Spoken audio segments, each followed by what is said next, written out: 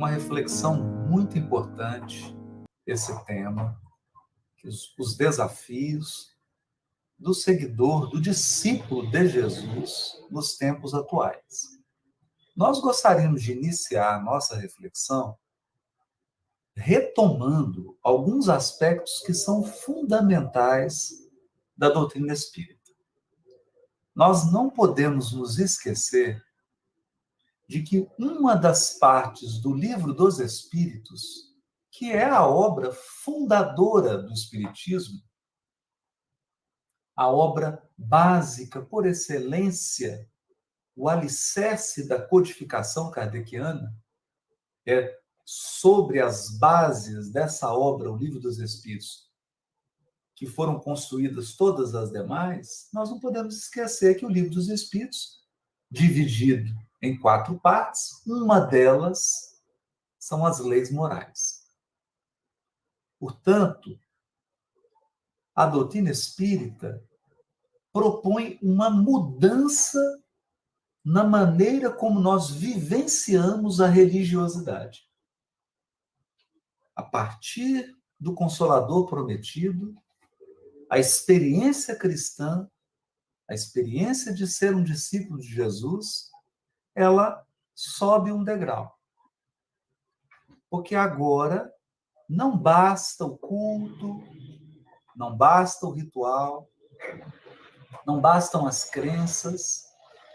Agora a proposta é um conjunto de leis morais que devem nortear o pensamento, os sentimentos e o comportamento do discípulo, do seguidor de Jesus. Nós temos um conjunto de leis morais. Nós temos princípios e valores que nos regem. De modo que o espírita é aquele, o espírita cristão ou o cristão espírita, que é a mesma coisa, é aquele que pauta sua conduta pelas leis morais e está num processo contínuo de aproximação do seu comportamento dessas leis morais. É por isso que o codificador irá definir o espírita, o verdadeiro espírita, pela sua transformação moral. Ou seja, é preciso que algo tenha mudado para que a pessoa seja verdadeiramente um espírita. Algo precisa mudar no seu comportamento. Uma mudança qualitativa, ainda que seja pequena, mas precisa ter uma mudança.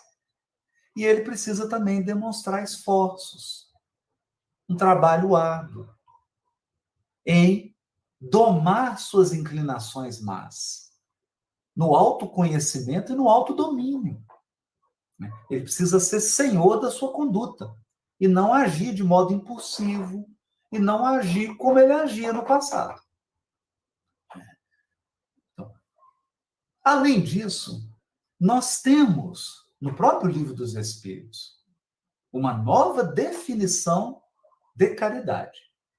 Caridade tal como a entendia Jesus. E os Espíritos vão definir a caridade com 3 palavras: benevolência, indulgência e perdão. Então, a caridade agora, a partir do Consolador prometido, a caridade é muito mais do que doar algum objeto material. Embora, é claro, não se exclua os atos de benemerência de modo nenhum.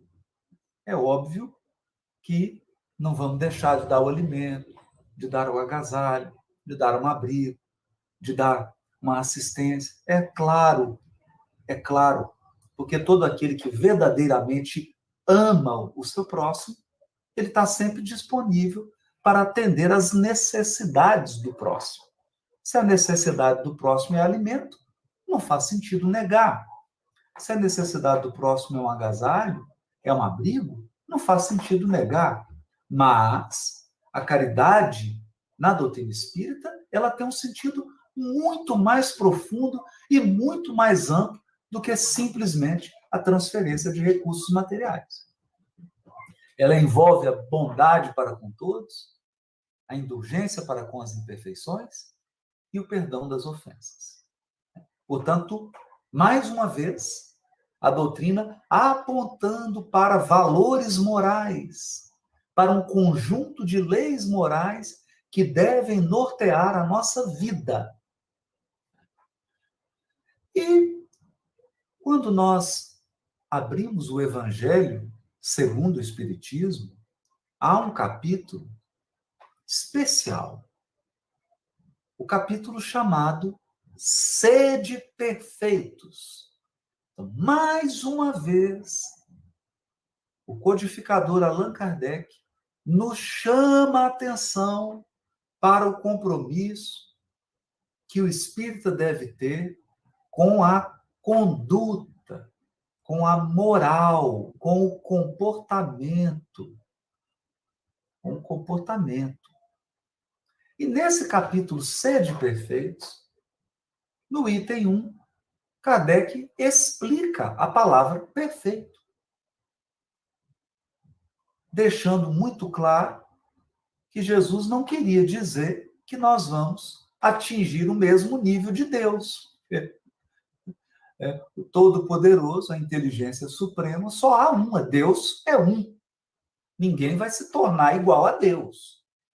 Então, quando se diz sede perfeitos, Kardec esclarece. Trata-se da perfeição da criatura. Daquela perfeição moral que a criatura de Deus deve almejar, deve buscar e deve alcançar. Então, no item 3, há uma página belíssima, chamada O Homem de Bem, onde Kardec explica, detalha, qual é o padrão de conduta moral de um ser humano de bem. Porque esse é o objetivo da doutrina espírita. O objetivo da doutrina espírita no mundo é formar seres humanos de bem. É transformar o caráter moral dos habitantes da Terra. Esse é o objetivo da doutrina espírita. Esse é o desafio. Essa é a proposta espírita. Então, a proposta espírita não é construir templo de pedra. A proposta espírita não é criar mais teologias. A proposta espírita não é criar mais movimentos humanos. A proposta espírita é a transformação moral dos habitantes da Terra, dos seres que evoluem no orbe, para que a Terra possa ingressar numa nova fase do seu desenvolvimento evolutivo. Nós não podemos perder essa finalidade de vista. Não podemos nunca nos esquecer disso. Porque se perdemos isso de vista, nós perdemos o propósito da doutrina espírita na nossa vida. E aí nós corremos um risco de repetir experiências do passado. Porque todos nós temos séculos de experiência religiosa. E, infelizmente, essas experiências são desastrosas. Desastrosas. A proposta, então, não é repetir essas experiências. Infelizmente, isso tem acontecido. Nós vamos falar um pouquinho sobre isso. No item 4, assim que Kardec descreve o ser humano de bem, assim que Kardec dá as características daquele indivíduo verdadeiro seguidor de Jesus, para não ter dúvida, para que ninguém tenha dúvida, no item 4, na sequência, o item 3 é o homem de bem, o item 4 é os bons espíritas. Os bons espíritas. Esse título é sugestivo, porque se Kardec está falando dos bons espíritas, significa que existem os maus espíritas. E o que é um mau espírita? Um mau espírita é toda aquela pessoa que faz o contrário do que está descrito no item o homem de bem. Então, lá no item Homem de Bem, Kardec diz assim: o homem de bem não tem preconceito de sexo, de raça, de religião. O que é o mal espírita? O mal espírita é a pessoa que tem preconceito sexual. É aquela pessoa que tem preconceito de cor de pele. É aquela pessoa que tem preconceito religioso. Esse é o mau espírito. Por que ele é um mau espírito? Porque ele não está seguindo o código moral. Ele não está pautando a sua vida na proposta colocada por Kardec, do homem de bem. Então é importante a gente refletir nisso, pensar de forma clara isso, para que a gente possa discernir se estamos sendo bons ou maus espíritos.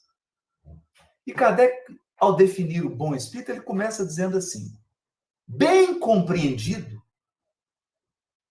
mas, sobretudo, bem sentido, o espiritismo leva aos resultados acima expostos. Quais resultados acima expostos? O item 3, o homem de bem. Então, olha o que o Kardec está dizendo. Se o espiritismo for bem compreendido, mas, sobretudo, bem sentido, a pessoa vai se tornar um homem de bem. Porque se ela não se tornar um ser humano de bem, como está descrito no item 3 do capítulo C de Perfeitos, é porque ou ela não compreendeu a proposta espírita, ou é porque ela não está sentindo o espiritismo. O espiritismo está só no intelecto, mas não desceu para o coração. Então, olha que importante isso. Então, o espiritismo bem compreendido, mas, sobretudo, bem sentido, conduz aos resultados acima expostos, lá no item Homem de Bem, que caracterizam o verdadeiro espírita, como o cristão verdadeiro, pois que um é a mesma coisa que o outro. Então, cristão verdadeiro e verdadeiro espírita é a mesma coisa. É a mesma coisa. É. O espiritismo não institui nenhuma nova moral. Importante pensar nisso. Apenas facilita aos homens a compreensão e a prática da moral do Cristo. Olha isso. Então, o Espiritismo não vem propor uma moral diferente. Ele vem, na verdade, explicar a moral cristã. A moral cristã. Né? E aqui Kardec deixa claro. Verdadeiro espírita e cristão verdadeiro é a mesma coisa. Por quê? O espírita é cristão. O espírita é um cristão. É isso que Kardec está dizendo aqui. Não pode pairar dúvida sobre isso. Nós não podemos ter dúvida quanto a isso. Está claro aqui. Né? Então, a doutrina espírita facilita a compreensão e a prática da moral do Cristo, facultando fé inabalável e esclarecida aos que duvidam ou vacilam. A fé raciocinada. A fé raciocinada. Então, esse parágrafo é fundamental. Fundamental. Feitas essas considerações, eu queria aqui trazer esses fundamentos, e muitas vezes a gente se perde, porque a gente se esquece dos fundamentos, a gente se esquece das bases. Essas são as bases. Você está no Espiritismo? Então, qual que é o seu objetivo? Tornar-se um ser humano de bem. Tornar-se um verdadeiro espírita. Ou um cristão verdadeiro, que é a mesma coisa. É o que o Kardec está dizendo. É a mesma coisa. Precisa compreender e praticar a moral do Cristo. Lá no Livro dos Espíritos está dizendo qual que é a verdadeira caridade tal qual a entendia Jesus. Benevolência, indulgência, perdão. Nós temos lá o conjunto das leis morais. Não há dúvida. Não há dúvida. Falta de orientação não há. A orientação é clara. A orientação é clara. A pessoa que tem uma semana que ela conhece o Espiritismo, ela já tem um roteiro claro. Não tem dúvida aqui. É muito claro. Agora surgem, então, os desafios. Os desafios de viver isso. Então, nos tempos atuais, quais são os desafios de ser um verdadeiro espírita ou um cristão verdadeiro? Que é a mesma coisa, segundo Kardec afirma aqui. É a mesma coisa. Verdadeiro espírita e cristão verdadeiro é a mesma coisa. Qual que é o desafio? Qual que é o desafio? Então, nós selecionamos alguns elementos, não são todos, fizemos aqui uma seleção, uma seleção pequena, que caiba no tempo que nós temos aqui para refletir sobre isso. É claro que tem outras, e na verdade essa palestra aqui é apenas um convite para que cada um que está nos acompanhando reflita em casa, pense, né? Continue essa reflexão. Então, nosso objetivo aqui é apenas estimular a reflexão e não fechar o tema. Nós não temos nenhuma pretensão aqui de fechar o tema. Estamos apenas trazendo ideias para contribuir para a reflexão que cada um deve fazer em particular. Então, selecionamos alguns desafios. O primeiro desafio dos tempos atuais é a violência. A violência. Então, nos tempos atuais, no momento presente, nós estamos observando um recrudescimento da violência em todos os níveis. Em todos os níveis. Então, a violência doméstica subiu assustadoramente. Assustadoramente. Violência entre cônjuges, infelizmente, do homem sobre a mulher. Violência com as crianças. Violência com os idosos. O lar, a família, tem sido um palco para um espetáculo tristonho, medonho, de violência, de truculência, de agressão, inclusive com um aumento assustador nos assassinatos. Né? Pais assassinando filhos, crianças. Marido assassinando esposa. Esposa assassinando marido. Neto agredindo a avó. Agredindo avô. Não é? Filhos maltratando os pais mais velhos. Às vezes deixando-os morrer de fome, de falta de cuidado. Então, um recrudescimento na violência familiar. E isso, naturalmente, como o lar, como a família é a base da sociedade, essa violência transborda para a sociedade. Então, nós observamos uma tremenda violência na via pública, no trânsito, nas relações sociais, entre vizinhos, nos condomínios de apartamento, uma violência desmedida. Às vezes, comportamentos truculentos de um vizinho para com outro, comportamento violento no trânsito, né? Beirando ao assassinato também, mortes. Né? Quando não pela violência, pela negligência. Né? A violência transbordando. Violência nas instituições. Nas instituições. Né? Então, muitas lideranças políticas, lideranças institucionais, promovendo a violência. Violência no discurso, violência na conduta, violência nas atitudes. E o que acontece? Como isso é um fenômeno da transição planetária, A violência é como uma força gravitacional. Se nós não tivermos violência, se nós não tivermos vigilância, a violência nos suga.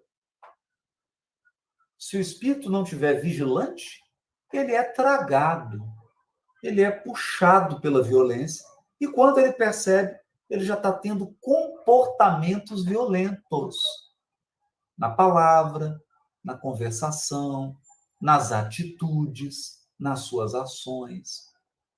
Então, nós enxergamos que um grande desafio hoje do discípulo de Jesus é não se render à violência. E, lamentavelmente, nós temos visto nas redes sociais espíritas, no Instagram, no Facebook, no Twitter, no YouTube, se entregando à crueldade. Né? Espalhando notícias falsas, atacando pessoas, atacando instituições de uma forma grosseira, violenta, impiedosa, num comportamento que não se justifica. Qualquer espírita que abrir o Evangelho segundo o Espiritismo e ler o item 3 do capítulo Sede Perfeitos, o item O Homem de Bem, vai perceber que esse tipo de conduta está absolutamente contrária aos ensinos espíritas. Isso não tem nada a ver com o espiritismo. E o espírita que se entrega a esse tipo de conduta é um mau espírita. É um mau espírita. É um falso espírita. Não é? E aqui nós não estamos julgando. Nós estamos discernindo. Porque qualquer um de nós, eu posso cair nisso. Quem está nos ouvindo, qualquer pessoa pode cair nessa armadilha. Né? Qualquer pessoa pode se tornar um mau espírito. Qualquer espírito, na invigilância, pode se entregar a condutas contrárias ao que propõe o item O Homem de Bem. Então, nós precisamos ser muito vigilantes. Esse é um desafio. Porque as circunstâncias, pessoas, as situações nos empurram para comportamentos violentos. Se você não estiver atento, você se torna violento. Você começa a reproduzir violência. É como um vírus. A pessoa é contaminada pela violência e daqui a pouco ela está transmitindo violência. Nas atitudes, nas palavras, nos pensamentos, nos sentimentos e no comportamento. Então, esse é um grande desafio. Grandioso desafio. Nós estamos em plena transição planetária. Transição planetária é tempo de agitação, é tempo de confusão. Estão encarnados no orbe milhões de espíritos perturbados. Espíritos que não têm referencial moral. E eles causam uma baderna. Porque são portadores de um profundo sofrimento interior. Mas, ao mesmo tempo, são rebeldes, são teimosos. Não se abrem para o auxílio dos amigos espirituais, porque a espiritualidade superior não discrimina ninguém. A espiritualidade superior está de braços abertos para atender a qualquer um. Mas se a pessoa não quer receber ajuda, se ela não quer se aprimorar, se ela não quer mudar a sua conduta, como é que faz para ajudar? E nós temos uma multidão de espíritos rebeldes, encarnados. E eles propagam a violência. Eles pregam a violência. Eles vivem a violência. Eles exemplificam a violência. E nós temos que estar atentos a isso. Esse, então, é um grande desafio. Um grande desafio do cristão nos tempos atuais. Não se entregar à violência. Não se entregar à violência. Outro grande desafio. Nós vivemos uma crise moral. Os espíritos já haviam nos alertado para isso. Quem pega os últimos capítulos do livro A Gênese, de Kardec, o último capítulo do livro A Gênese está repleto de mensagens nas quais os espíritos advertem que nós teríamos uma confusão nos tempos da transição. Por quê? Porque faltariam bases morais. Os espíritos perderiam o norte, a base moral, viveriam num estado de completa desorientação, inclusive religiosos. Inclusive religiosos, que ficam apenas na superfície da religião, mas não vivem uma experiência profunda de religiosidade e de espiritualidade. Então, nesse estado de confusão, de falta de orientação, de falta de bases morais, o que ocorre? Um aumento do fanatismo, do fundamentalismo, dos excessos. Transição planetária é um tempo de excessos. E o discípulo do Cristo não tem razão para se entregar a excessos. De nenhuma ordem. Jesus nunca aplaudiu excessos. Nunca. Do mesmo modo que ele nunca aplaudiu a violência. Nunca aplaudiu o excesso. E nós vivemos um tempo de excessos. Excessos. Em todas as áreas. Exageros na arte. Exageros, fundamentalismos na política, na religião, na literatura, na vida cotidiana, na vida familiar.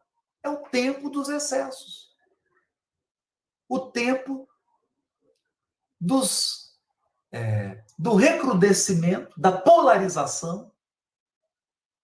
E isso também é uma força poderosa que suga os incautos, os invigilantes. Se a pessoa não tomar cuidado, e começa de uma maneira simples. Como que começa o fundamentalismo, o fanatismo, o excesso? Começa a pessoa dando ouvidos ao fanatismo, ao excesso, ao exagero. Ela primeiro começa ouvindo,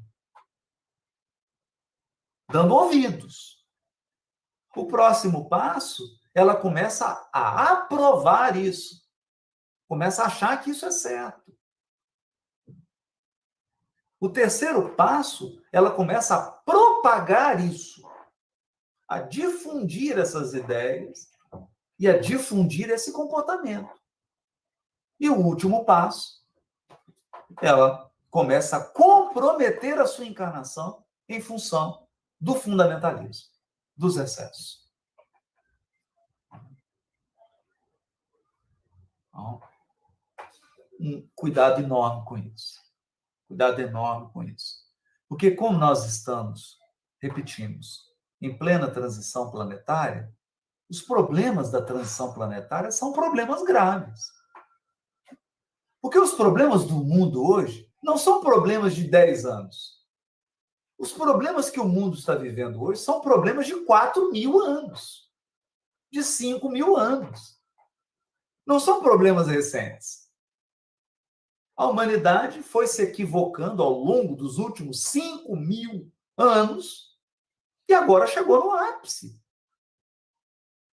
Então, isso não é de agora. Os problemas sociais, econômicos, familiares, políticos, religiosos, são problemas milenares. Eles não surgiram 50 anos atrás.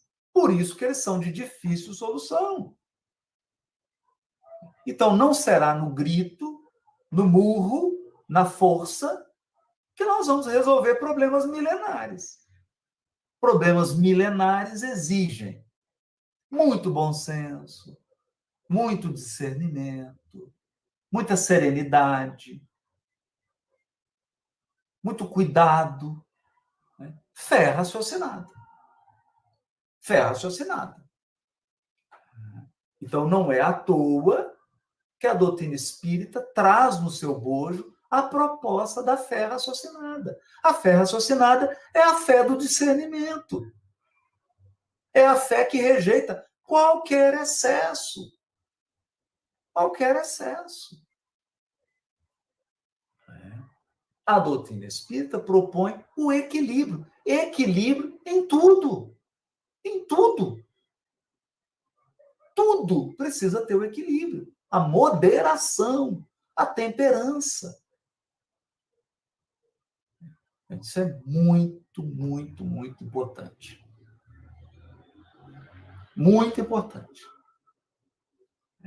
Terceiro desafio que nós selecionamos, que a gente está percebendo que essas coisas elas estão ligadas. Né? Então, a violência, fundamentalismo, fanatismo, excesso, essas coisas estão ligadas. Essas coisas estão ligadas.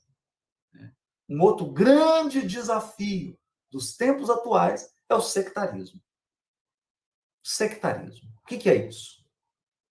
As pessoas formam grupos, elas ingressam nesses grupos, elas começam a defender os interesses do seu grupo e elas se esquecem da fraternidade universal. Nós somos criaturas de Deus. Deus é o criador do universo infinito. Kardec irá dizer aqui no Evangelho segundo o Espiritismo, no capítulo Há muitas moradas na casa de meu Pai. Ele vai dizer que a humanidade terrena não é a única humanidade. Cada planeta tem a sua humanidade. E somando todas, nós temos a humanidade universal. Portanto, a proposta espírita é uma proposta de fraternidade universal.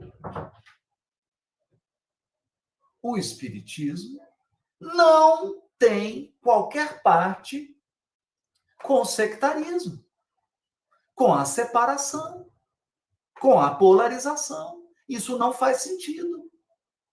Isso não faz sentido. Eu posso ter grupos? Claro, isso é natural. Eu posso pertencer a determinados grupos? Claro, mas sem perder a fraternidade universal, sem perder o respeito pelos outros grupos, sem perder o respeito pelas outras orientações, pelas outras pessoas. Por quê? Porque nós precisamos desenvolver a fraternidade universal. Esse é um grande desafio. É um grande desafio. E muitas vezes nós percebemos isso no movimento espírita. Sectarismo no movimento espírita.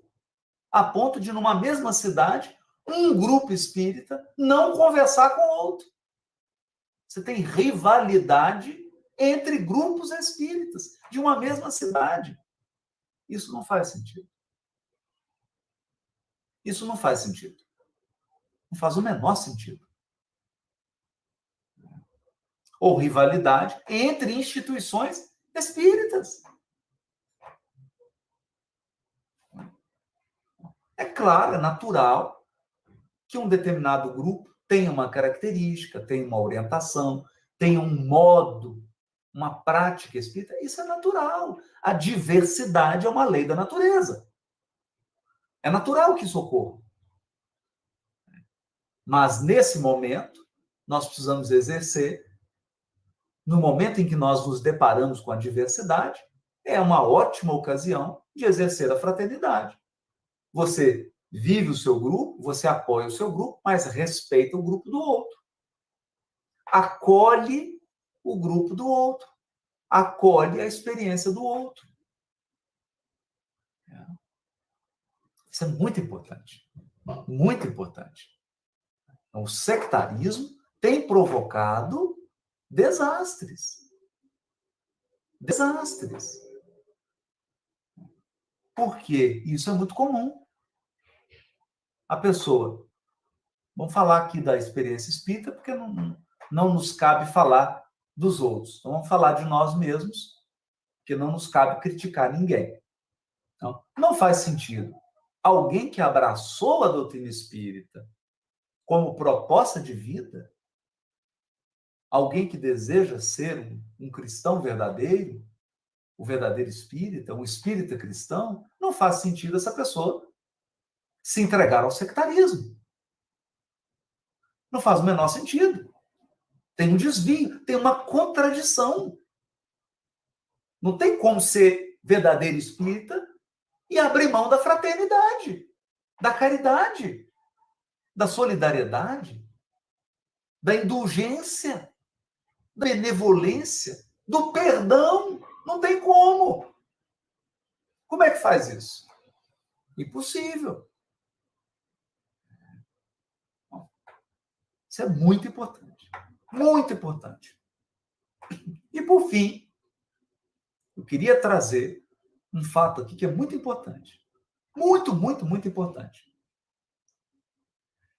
Esse elemento que eu vou trazer agora está numa mensagem do Aragon, no livro A Gênese, de Kardec. O Aragon, quando vai definir os ciclos da transição planetária, ele deixa nas entrelinhas muito claro que a transição planetária seria um tempo de agitação psicológica. Agitação psicológica. E os espíritos repetem isso na obra A Gênese, em algumas mensagens do livro Obras Póstumas também, eles repetem que teriam as entranhas morais da humanidade seriam sacudidas. Então, esse eu considero talvez um dos maiores desafios dos tempos atuais. Estar encarnado agora, nesse auge da transição planetária, é desafiador por quê? Porque todos nós encarnados estamos inquietos, ansiosos. É natural. É natural. Porque a gente pressente que coisas graves estão acontecendo, que mudanças sérias ocorrerão. Então, a gente fica em estado de alerta. A Organização Mundial da Saúde acaba de lançar uma estatística, agora para 2020, maior causa de morte no mundo. Maior causa de adoecimento e morte no mundo. Depressão. Não é nem mais a doença cardiovascular. A depressão venceu as doenças cardiovasculares. Depressão. O número de suicídios cresceu absurdamente. Inclusive em crianças, em adolescentes. No Japão, nós temos um índice alarmante de suicídio de crianças de 8 anos de idade. E nós temos visto hoje, aqui no Brasil, jovens de 12, 13, suicidando, se mutilando, praticando a automutilação. Por quê? Porque estar encarnado nesse momento traz ansiedade, traz preocupação. Então, o que nós temos que fazer? Cuidar da vida mental. Precisa cuidar do psiquismo. Adquirir hábitos, buscar na doutrina espírita recursos para apaziguar o nosso mundo íntimo. Então, depressão, ansiedade, os transtornos de ansiedade, transtorno do pânico, tudo isso tem crescido assustadoramente. Nas instituições públicas, nas instituições privadas, nas famílias. É raro não termos na família alguém que necessita fazer uso de medicamento para poder dormir. Tal elevado é o nível de ansiedade, de estresse, de angústia, de tristeza, de depressão. Então, nós vivemos um momento em que o espírita está numa situação que é semelhante àquela do passageiro da aeronave quando tem despressurização. Qual que é o aviso das comissárias, dos comissários? Em caso de despressurização, máscaras de oxigênio cairão. Coloque primeiro em você. Depois ajude. E nós vivemos hoje uma despressurização. É preciso colocar a máscara de oxigênio primeiro em nós mesmos. Como? Durante o dia, precisamos reservar momentos para a oração, para a prece. Precisamos reservar pelo menos 3, 4 momentos para ler uma página edificante. Ler uma página edificante. Fazer um mini culto no lar todo dia. Ler uma mensagem, uma água fluidificada. Por quê? Porque isso é recurso terapêutico. Isso é colocar a máscara de oxigênio para sobreviver. Porque se a pessoa fica só assistindo televisão, só ouvindo as notícias, se ela se deixa entrar, daqui a pouco ela está num nível de angústia, num nível de ansiedade, num nível de agitação, e ela não consegue sair mais. Não consegue sair. Então, cuidar de si mesmo. A doutrina espírita é o consolador prometido, não é à toa. Ela possui recursos de consolação. Ela tem um remédio, mas eu preciso tomar o remédio. O remédio não faz efeito se o doente não tomar. Não basta olhar para o remédio. É preciso ingerir o remédio. Esse é um ponto fundamental. Fundamental. Então, acredito, tem uma frase de Paulo, uma de suas cartas, que ele diz assim, o capacete da fé. O capacete, a armadura, nós precisamos colocar uma roupagem de proteção, porque os tempos são caóticos. Se você não proteger sua mente, se você liga a televisão e assiste qualquer programa, você está agindo como um kamikaze. Você está com um comportamento suicida. Tem que selecionar o que você assiste. Tem que selecionar o programa que você assiste. Tem que selecionar o que você ouve. Tem que selecionar as conversas que você entra. Tem que selecionar o que você lê. Especialmente nas redes sociais. Tem que selecionar. É perigoso. Tem que se proteger. Nós estamos vivendo um caos. Sobretudo um caos espiritual. Um choque de forças. De desequilíbrio. Tem que se proteger. Como? Leitura edificante. Oração. Meditação. Água fluidificada. Caridade. Atividade no bem. Fazer o bem ao outro é uma imunização mental. Protege a nossa mente. Quando você está fazendo bem a alguém, você está se protegendo. Porque você se sente bem. Você entra numa sintonia de proteção e a espiritualidade consegue te ajudar. Né? A espiritualidade ajuda todo mundo. Ajuda indistintamente. Mas, se a pessoa não se ajuda, se ela não se abre para a ajuda, como é que a ajuda vai fazer efeito? Não vai fazer efeito. Então, a espiritualidade traz o remédio. Mas é preciso que o doente tome o remédio. Nesse ponto, eu acho que nós vivemos, nesse ponto aqui, o adoecimento mental. Isso já estava lá, no livro Obras Póstumas. Kardec recebeu uma mensagem. E que os espíritos disseram, olha, duas questões vão marcar a transição planetária: loucura e suicídio. O que os espíritos estavam tentando dizer? A grande calamidade da transição planetária é nas mentes, nos corações. Não é fora. Não é terremoto, maremoto, meteoro. Não é isso.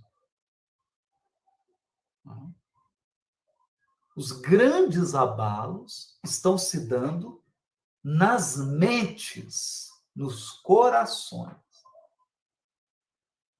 É aqui que está o abalo, o terremoto. É um terremoto psíquico. Então, nós temos que usar esses recursos da consoladora doutrina espírita para a nossa imunização, para a nossa higienização mental, emocional, espiritual. Ficar atento a isso. Atento. Às vezes, uma conversa no WhatsApp e você fica depressivo.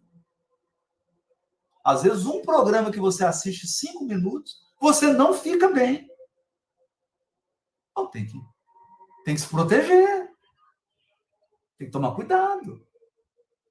Cuidar da vida mental. Cuidar da vida mental.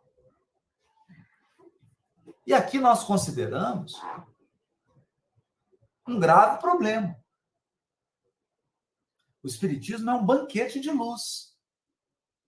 A doutrina espírita é um banquete de luz. Mas eu tenho que comer. Porque às vezes o espírita, ele dá livro para os outros, ele indica palestra, ele divulga para todo mundo. Mas ele mesmo não usufrui.